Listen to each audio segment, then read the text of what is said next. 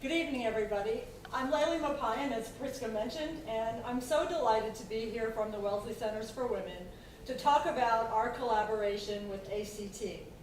And I want to begin by thanking the very people who invited us to be here. Carrie Perloff, Ellen Richard, Steph Mazow, who is also a Wellesley College alum. Yay. And I also want to thank my colleague who's here with me, Barbara Hayes, also from the Wellesley Centers for Women. She's been involved with this project since the beginning, along with our researcher, Dr. Sumru Urkut, who I'm going to tell you a little bit more later on. I want to begin by telling you a little bit about the Wellesley Centers for Women. One of our main mottos is shaping a better world through research and action. We were established to do the kinds of research that influence outcomes for women and girls in a positive way. And we incorporate action into all the research that we do. It's not good enough for us just to have our research sit in the shelves in journal articles, but it's got to be out there in the world making a difference. And that's why I think that we were invited to be a part of this collaboration. Our mission is to advance gender equality, social justice, and human well-being through high-quality research, theory, and action. And we have a new motto that I think is particularly apropos to this occasion, and that is research plus leadership equals accelerated social change. I want to begin by thanking A.C.T. for their leadership on this issue, so we owe them a round of applause. All right, now I want to begin by talking about why this study is important. All right, now we already know, I think of that Geico commercial that says, everybody knows that. We already know that 65% of theater ticket buyers are women, but only 27% of the theater directors are. But why? Why is that disparity there? And what should we do about it? This research is going to go beyond descriptive statistics that just give us showcase statistics like that, and get into analyzing the pathways to leadership and the roadblocks to that leadership. We have to take a holistic, contextual view and provide answers as well as interventions to get from point A to point B, from where we are now to full gender parity in the theater industry. And the goal of this study isn't just to produce more statistics that we can throw in the news or talk about at a cocktail reception, but actually to make systems change in the theater industry and to set the stage for making systems change in other arts disciplines as well. Okay, because we know that these gender disparities are not limited to the theater industry. All over, different industries and different fields are still stretching themselves to bring gender parity. This study is a gateway to other studies, not only in the theater industry, but also in other arts, and it's going to provide a template for looking at gender equity across all different kinds of disciplines. A.C.T. is extremely bold to take this step. And again, I just want to put it out there that they are really opening the doors for all kinds of progress for other women in the arts industries. Now, we at the Wellesley Centers for Women have put our most senior gender equity researcher and her team on this project because we share the sense of importance. You've heard me mention Dr. Sumru Urkut, who has been working with the Wellesley Centers for Women for 35 years.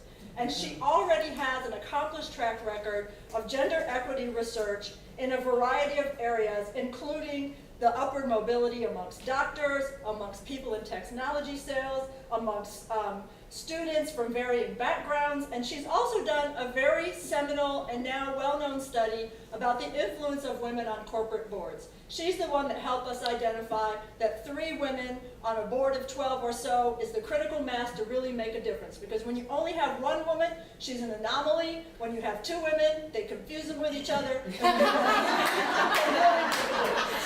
Okay, but we know that in the theater industry, we need more than 3. We need more than 30%. There's no reason not to ask for 50% or even more. So those are the kind of goals that we're hoping to achieve with this study. But let me tell you a little bit about the study itself.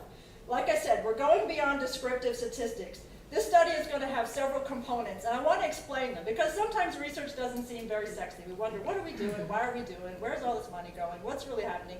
So I'm hoping to demystify that a little bit. Phase 1 of the study is going to involve in-depth interviews with a lot of key people in different sectors of the theater decision-making process. All right? There are going to be interviews with people who are in theater management, both male and female. There are going to be people who are members of theater boards. They're going to be people who are part of search firms and other stakeholders. So that's going to be the initial data set that we're going to collect. We're going to have interviews with all these people who are part of the decision making in terms of who gets put up to be in theater leadership. We're also going to do analyses of the resumes of artistic directors and executive directors of theater organizations to see if men and women have taken different pathways. So we'll be able to compare the interview data with the resume data and come up with more robust findings because we're comparing them with each other and we're getting different kinds of details when people tell their stories versus when we look at their resumes. And when we look at the resumes, we're going to be able to see things, for example, are there different weights that are being given to different factors in the resumes of men and women? For example, if both have critical reviews, are men's reviews and women's reviews being viewed differently? What are we going to learn about people who were mentors or others who were gatekeepers in the process? And so we're going to have a whole lot of data to be able to analyze in a very holistic fashion.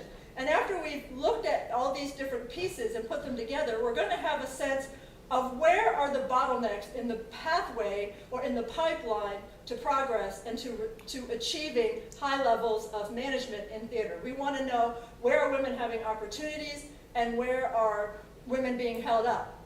And I want to make a very important point. I said earlier that we are looking at systems change here. And that means that we're not framing the question in terms of what's wrong with women, what do women need to do differently. We're framing it in terms of what's wrong with the system that's not letting talented women through to the top. That's really the problem that we're concerned about. And so, I need to share my enthusiasm for that. And so once we've done this data analysis, what's so wonderful about A.C.T's plan is that there's going to be a convening that pulls people from the theater together to talk about the findings and figure out next steps. Because the real answers have to come from within the community once the data is in hand. And we're also going to be a partner in advertising or in disseminating the information, whether it's in scholarly articles, whether it's in blogs, op-eds, newspaper articles, or other kinds of publication outlets that make sense. Because it's important that while the theater industry has this data to process within its own community, that the larger world, and including others in other arts industries, have the opportunity to think about the data and start using it to plan their own gender equity studies. So that's a lot about the study that I think gives you enough sense about why this is important. But I want to talk about another reason why this is important. And I want to ask two people to come up to the front. They don't know I'm about to call them up here, but I'm going to do it. Josie and Raven, I'd like you to come up here with me. Come on.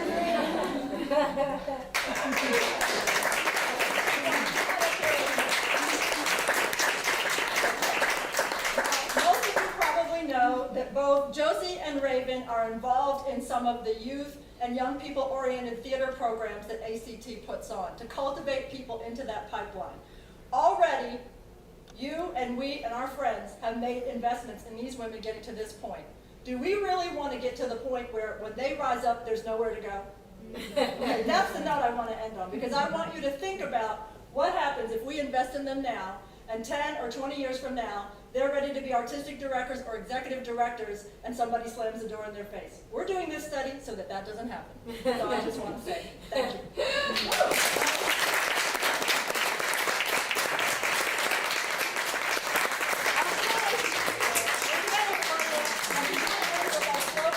Centers for Women and our other slogan, and that is that a world that's good for women is good for everyone.